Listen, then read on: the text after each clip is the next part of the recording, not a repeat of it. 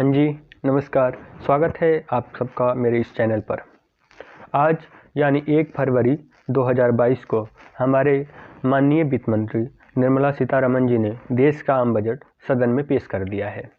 आइए उससे जुड़े पहलुओं पर बात करेंगे और जानने की कोशिश करेंगे कि किस सेक्टर को क्या फ़ायदा हुआ। ये भी जानने की कोशिश करेंगे, चूँकि देश का ये आम बजट है, तो ये भी जानने की कोशिश करेंगे कि देश की आम जनता को क्या मिला।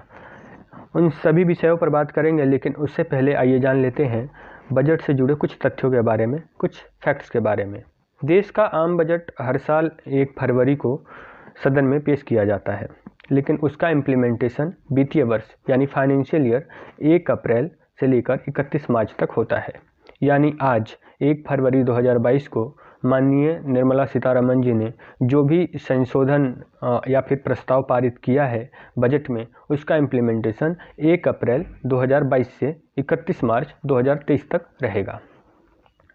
देश का सबसे लंबा बजट माननीय वित्त मंत्री निर्मला सीतारमण जी के ही द्वारा 2021 में पेश किया गया था, जिसमें लगभग उन्होंने 2 घंटे 40 मिनट का भाषण दिया था। 2022 में बजट पेश करने के साथ ही माननीय निर्मला सीतारमण जी भारत की पहली महिला वित्त मंत्री हैं जिन्होंने लगातार 4 बार बजट पेश किया है। ये तो हुई कुछ तथ्यों के बारे में। आइए सबसे पहले बात करते हैं देश की सबसे महत्वपूर्ण सेक्टर एजुकेशन सेक्टर के ऊपर। चूँकि पिछले 2-3 सालों में कोरोना का दंश जो भारत ने झेला है, उसका कहीं ना कहीं सबसे ज़्यादा असर हमारे एजुकेशन सिस्टम पर ही पड़ा है। इस समस्या को मद्देनज़र रखते हुए माननीय वित्त मंत्री निर्मला सीतारमण जी ने पीएम ई-विद्या स्कीम की घोषणा की। इसके तहत 1 क्लास 1 टीवी चैनल चलाए जाएंगे। लगभग 200 नए चैनल रन करने का लक्ष्य रखा गया है। हर क्लास में स्मार्ट टीवी लगाने की भी बात इस बजट में कही गई। उन्होंने कहा कि हम विश्व स्तरीय डिजिटल यूनिवर्सिटी बनाएंगे। माननीय वित्त मंत्री जी ने क्षेत्रीय भाषाओं के महत्व को समझते हुए कहा कि 12वीं तक की पढ़ाई में हम क्षेत्रीय भाषाओं पर जोर देंगे और उसी भाषा में पढ़ाने की कोशिश होगी, जो कि साहित्य की दृष्टि से बहुत अच्छी पहल है। आइए अब बात करते हैं ट्रांसपोर्ट सेक्टर की। ट्रांसपोर्ट सेक्टर में भी सबसे पहले हम बात करेंगे भारत की अर्थव्यवस्था की रीढ़ की हड्डी कहे जाने वाली रेलवे के बारे में। माननीय वित्त मंत्री जी ने रेलवे को लेकर कहा कि हम अगले 3 सालों में 400 नई वंदे मातरम ट्रेन चलाएंगे। अब आप सोच रहे होंगे कि ये वंदे मातरम ट्रेन क्या है। वंदे मातरम एक विशेष तरह का ट्रेन है जो कि मेक इन इंडिया के तहत ही बनाई गई है। ये बाकी ट्रेनों की तुलना में तेज़ गति से चलती है। इसका किराया राजधानी और शताब्दी से भी ज़्यादा होता है। कुल मिला के एक लग्जरी ट्रेन है। अब बात करते हैं सड़क परिवहन को लेकर। सड़क परिवहन को लेकर वित्त मंत्री जी ने कहा कि हम नेशनल हाईवे को 25,000 किलोमीटर तक विस्तार करेंगे, जिसके लिए 20,000 करोड़ का प्रावधान है। फॉरेन ट्रैवलिंग यानी विदेश यात्रा को लेकर कहा कि हम उसे और सुगम बनाएंगे, यानी जो पॉलिसी पहले थोड़ी सख्त थी उसमें थोड़ी सी ढील दी जाएगी। अगर फाइनेंस सेक्टर की बात करें तो सबसे पहले तो माननीय वित्त मंत्री निर्मला सीतारमण जी ने सदन में करदाताओं को अपनी कर देनदारी सुनिश्चित करने के लिए धन्यवाद दिया। दूसरी बात कि जो सबसे ज़्यादा कयास लगाए जा रहे थे इनकम टैक्स स्लैब रेट को लेकर कि बेसिक एग्जम्पशन 2.5 लाख से बढ़ाकर 3 लाख कर दी जाएगी और सीनियर सिटीजन के लिए 3 लाख से 3.5 लाख कर दी जाएगी, ऐसा कुछ भी नहीं हुआ। जो इनकम टैक्स का स्लैब रेट जैसा पहले था बिल्कुल वैसा ही है, बिल्कुल एज इट ऐसा ही है, यानी इनकम टैक्स के स्लैब रेट में कोई भी बदलाव नहीं है।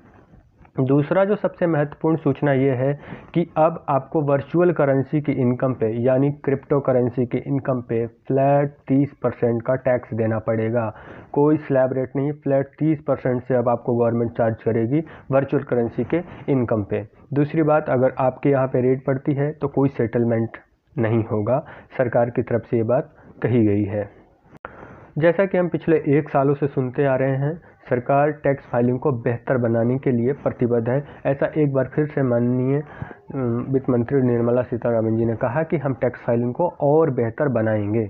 और एक छोटी सी भेंट ये दी है कि यदि आप टैक्स फाइलिंग करते समय यदि आप से कोई गड़बड़ होती है, यदि आप अपनी इनकम को प्रॉपर डिस्क्लोज नहीं कर पाते हैं, तो बाद में 2 सालों तक आपके पास मौका है, उसमें आप सुधार कर सकते हैं। क्योंकि पहले सिर्फ 26 AS जनरेट होता था, लेकिन अब AIS भी जनरेट होता है पोर्टल पे, एनुअल इन्फॉर्मेशन सिस्टम, जिसके तहत आपको एटलीस्ट AIS के अकॉर्डिंग टू इनकम डिस्क्लोज करना ही पड़ता है।